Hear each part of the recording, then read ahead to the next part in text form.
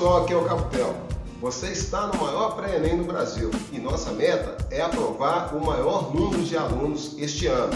Você é a nossa marca e faz parte deste projeto. Vocês, bora começar mais uma aula de Química? Antes disso, eu queria agradecer ao Capitel pela oportunidade de preparar um pré-ENEM de qualidade para vocês. Não se esqueçam, pessoal, de se inscrever no canal lá do YouTube, tá? Gostaria de agradecer ao Projeto SCAC, à Igreja Batista Viva, ao Orraze, ao Grupo Gran Hall e ao Paulo Bigodinho. Nós vamos dar início à nossa aula 8. Olha só, pessoal, nas últimas aulas a gente começou a conversar sobre a tabela periódica. E se você não lembra, você precisa voltar e dar uma conferida lá na nossa aula 7. Tem um tempinho já. Olha só, lá na aula 7 nós falamos que a tabela periódica ela é constituída por elementos químicos que estão organizados em ordem crescente de número atômico. Só para lembrar, número atômico é aquele CPF do meu átomo, é o critério para identificar o meu átomo, certo? E essa ordem crescente de número atômico facilita que a gente consiga localizar, encontrar um determinado elemento químico na tabela. Nós já vimos também que a tabela periódica é organizada basicamente por colunas, que são as nossas linhas verticais, e períodos, que são as linhas horizontais. Nós já conversamos que o número de linhas, o período no qual o átomo se encontra, está relacionado com o número de níveis de energia que esse átomo possui, o número de camadas que esse átomo possui. E a coluna na qual ele se encontra, a família na qual ele se encontra, está relacionada ao número de elétrons que ele possui na camada de valência, que é a última camada, certo? Na aula de hoje nós vamos começar a conversar sobre as propriedades periódicas, que são propriedades que estão intimamente ligadas com a posição do meu átomo na tabela periódica. E na aula de hoje nós vamos falar sobre a propriedade periódica raio atômico. O próprio nome já diz, raio é metade do diâmetro de uma circunferência, se nós estivermos falando lá da matemática básica. Como o raio é metade do diâmetro, na química não é diferente. Se eu for considerar o raio atômico, nós temos a distância entre o centro do meu núcleo e a eletrosfera, considerando sempre o elétron mais externo, ou seja, o elétron mais distante quando a gente considera toda a eletrosfera, ok? E aí, quando a gente vai definir, então, a propriedade do raio atômico, é ela que nos permite mensurar o tamanho do átomo. Os átomos que possuem um raio muito grande são átomos maiores. Nós costumamos utilizar, inclusive, o termo volumoso, átomos mais volumosos. Considerando, então, a matemática que nós já conhecemos, na qual o raio é metade do diâmetro, quando a gente está trabalhando com os átomos, não é diferente. O raio atômico, então, é uma propriedade periódica que é estabelecida entre a distância central, ou seja, do centro do núcleo do átomo, até a eletrosfera. Se a gente for parar para analisar, a eletrosfera é um espaço amplo, então a gente sempre vai considerar como raio atômico a distância entre o centro do meu núcleo e o elétron mais externo, correto? É essa propriedade do raio atômico que mensura o tamanho do átomo. Então, átomos mais volumosos possuem, por óbvio, o raio maior. Perfeito? Nós vamos entender que todas as propriedades que nós vamos estudar, a começar pelo raio atômico, elas têm um sentido de crescimento. E esse sentido de crescimento, ele depende da posição dos átomos na tabela. Então, a gente vai falar do sentido de crescimento do raio atômico na tabela periódica. Então, para a aula de hoje e para a próxima, é indispensável o uso de tabela periódica. Então, se você não tem uma tabela em mãos, pausa o vídeo, vai lá, pega uma tabela e volta, ok? Você vai precisar acompanhar a aula com a tabela periódica.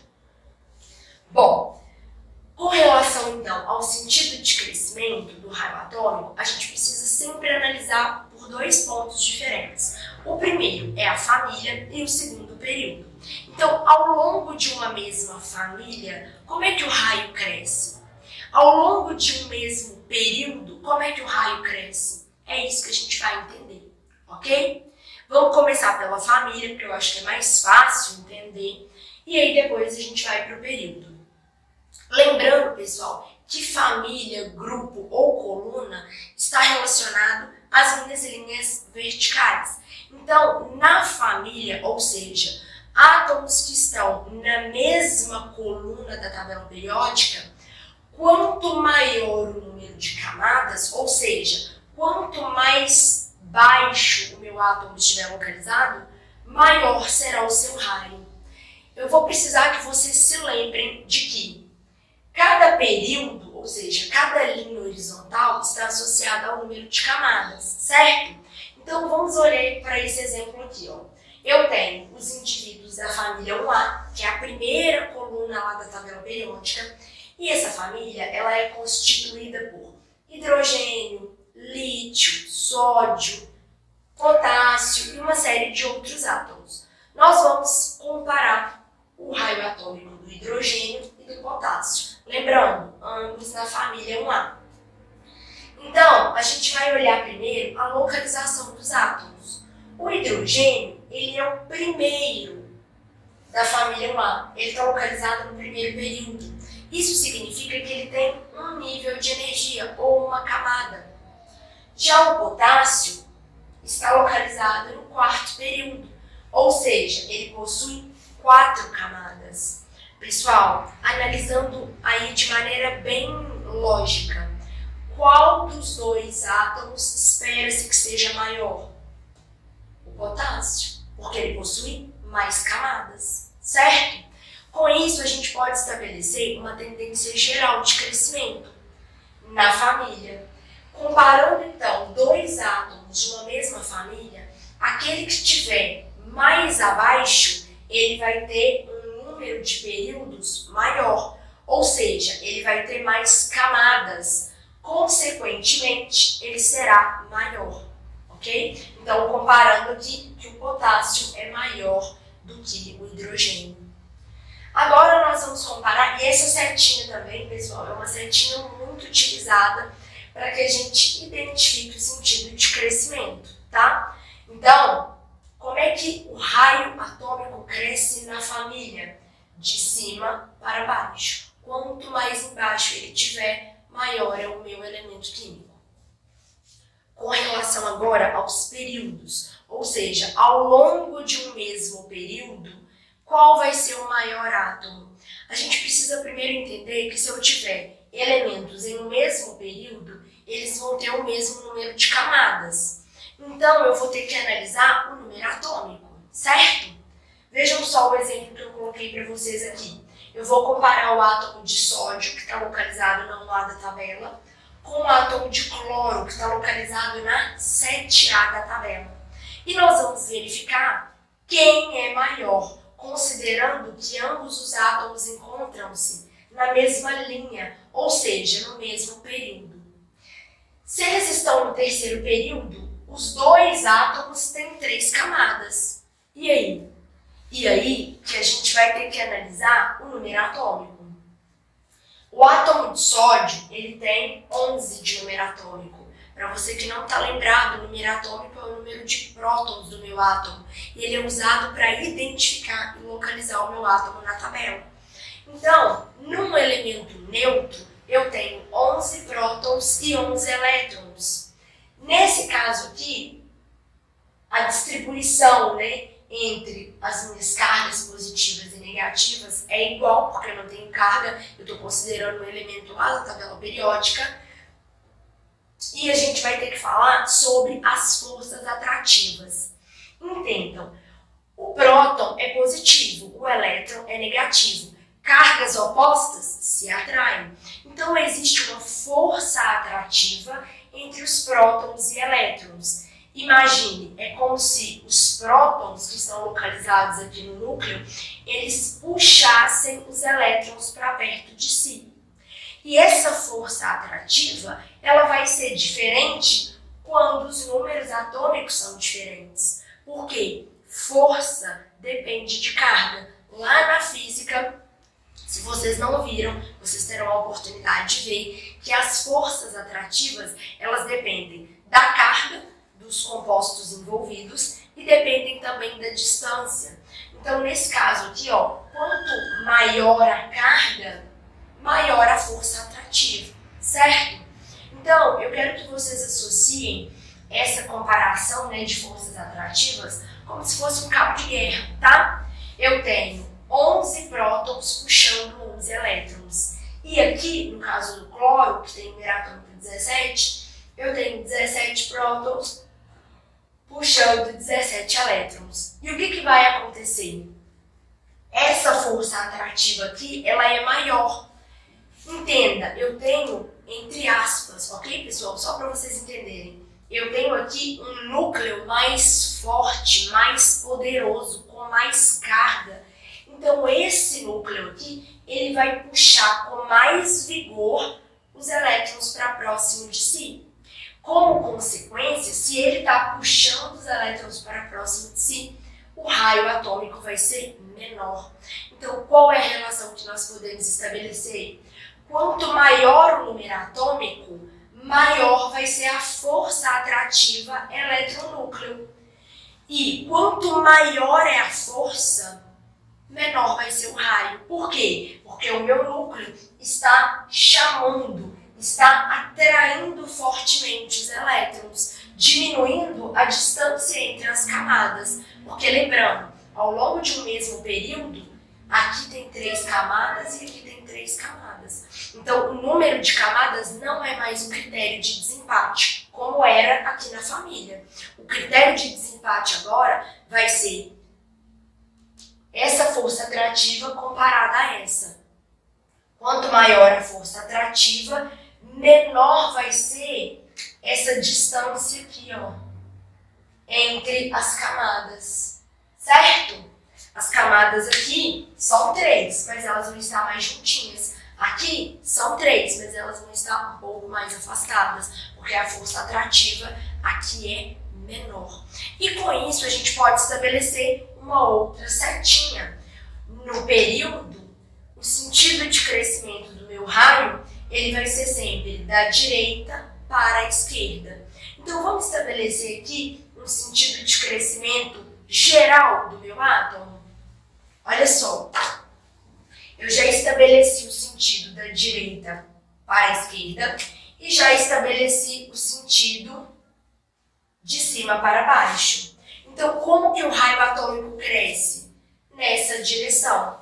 Eu gosto de associar, de pedir para que vocês se lembrem que o maior átomo, o mais rechonchudo da tabela periódica é o frâncio. Então, pega a sua tabela periódica, vai lá na 1A e procura o frâncio. Ele é o átomo mais gordinho da tabela, certo? Então, o sentido de crescimento geral do raio, da direita para a esquerda e de cima para baixo. A maioria dos exercícios ou vai te solicitar, que você compare 2 átomos no mesmo período ou na mesma coluna, tá? Então, se for no mesmo período, quem tiver mais à esquerda vai ser maior. E se tiver ao longo de uma coluna, quem tiver mais abaixo vai ser maior. Perfeito, pessoal? Anotem essa relação aqui. Essa relação é importante. Vocês vão lembrar do frâncio gordinho, ok? Esse raio que nós estabelecemos, ele é um raio para elementos neutros. Ou seja, peguei lá um átomo da tabela periódica e eu quero comparar 2 exemplos. Mas nós já vimos nas aulas anteriores que os átomos eles têm a possibilidade de ganhar ou de perder elétrons. E quando ele ganha ou perde elétrons, ele adquire uma carga, que pode ser positiva ou pode ser negativa. Só para relembrar aí, quando um átomo perde elétrons, ele fica positivo. Por quê, pessoal? Eu tinha 11 prótons e 11 elétrons. Aí, vamos imaginar aqui que houve a perda de um elétron. Eu vou ficar com 11 prótons e 10 elétrons. Pensem em carga. Eu tenho 10 cargas negativas e 11 cargas positivas. Tá sobrando o quê? Tá sobrando uma carga positiva. Então, a gente sabe que o cátion é quando eu tenho um átomo que perdeu elétrons e adquiriu uma carga positiva. Perfeito? A maior dúvida dos alunos com relação a cátion e ânion é isso. Bárbara, mas quando perde fica positivo? É, porque ele está perdendo elétron, ele está perdendo carga negativa. Então, as cargas positivas que eu tenho lá no meu núcleo, elas vão ficar em excesso, tá bom? Então, só para a gente relembrar aí, ó, os meus cátions, eles sempre vão ser menores quando comparados aos elementos neutros. Por quê, pessoal? Vamos pensar na força eletronúcleo? Imagine só, eu tenho um cátion, obviamente carga positiva, houve perda de elétrons. Quando acontece a perda de elétrons, eu tenho um núcleo que vai ficar mais forte. Olha só esse exemplo. Eu tenho sódio neutro, 11 prótons e 11 elétrons. E tenho o sódio mais. Por que mais? Porque tem um próton sobrando, certo? Vamos pensar agora na força eletronúcleo. Olha só. Essa força aqui é 11 prótons puxando 11 elétrons. Essa força aqui são 11 prótons puxando 10 elétrons. Vocês concordam que esse núcleo aqui, a força atrativa dele vai ser muito maior? Ele está, entre aspas, mais poderoso. Por quê? Porque ele, ao invés de puxar 11 elétrons, agora ele está puxando 10. Então, consequentemente, isso aumenta a força do núcleo. E isso faz com que o tamanho do meu raio diminua. Então, é por isso que nós temos a tendência geral de que o raio do cátion é sempre menor quando comparado ao seu elemento neutro. Então, a gente pode estabelecer aqui, ó, que o sódio mais, ele é menor do que o sódio neutro. No caso dos ânions, a situação é diferente, é o contrário, na verdade. Os ânions, eles são formados quando os átomos adquirem elétron. Então, eu tenho o ganho de um elétron e, como consequência, eu vou ter uma carga negativa. E os ânions, eles sempre vão ser maiores do que os átomos neutros. Por quê, pessoal? Porque quando eu ganho um elétron, eu diminuo a força núcleo-elétron. Como consequência, eu aumento o tamanho do meu raio. Coloquei os exemplos nesses casos porque é mais fácil perceber visualmente, ok? Então, olha só, vou utilizar o mesmo exemplo do cloro. Eu tenho 17 prótons e 17 elétrons. E aí, vamos imaginar que o meu cloro ganhou um elétron formando um ânion. Então, ele continua com 17 prótons, mas agora ele tem 18 elétrons. Vamos pensar no cabo de guerra, onde eu tenho aqui os meus prótons puxando o mesmo número de elétrons. Imagine agora que entrou um elétron a mais. Pensem comigo, o meu núcleo ele vai ter mais dificuldade de puxar esses 18 elétrons, certo? É como se o meu núcleo agora estivesse em desvantagem, tá? Eu estou usando esses termos, pessoal, porque eu quero que vocês entendam o que eu estou explicando. Mas a relação que nós temos que observar é com relação à diminuição da força atrativa, tá?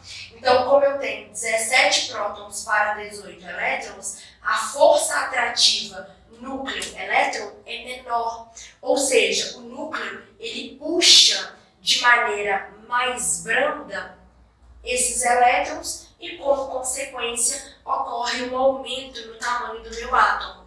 Para ficar mais fácil da gente observar, basta pensar aqui, ó, na distância entre os níveis de energia. Olha como a distância daqui para cá aumentou. Perfeito? Então, pessoal, a regra do raio atômico é sempre no sentido do Frâncio Gordinho, né? Eu vou ter sempre um deslocamento, um sentido de crescimento da direita para a esquerda e de cima para baixo. E no caso dos raios iônicos, eu tenho que pensar, né, se eu tenho um cátion ou um ânion. Porque se for um cátion, ele sempre vai ser menor, e se for um ânion, ele sempre vai ser maior. Dica que eu dou para vocês: isso não tem que ser decorado, isso tem que ser compreendido.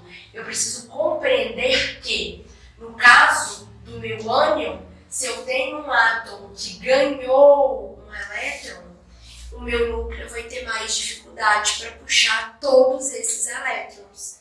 Então, como consequência, ele vai ser maior do que o elemento neutro, ok?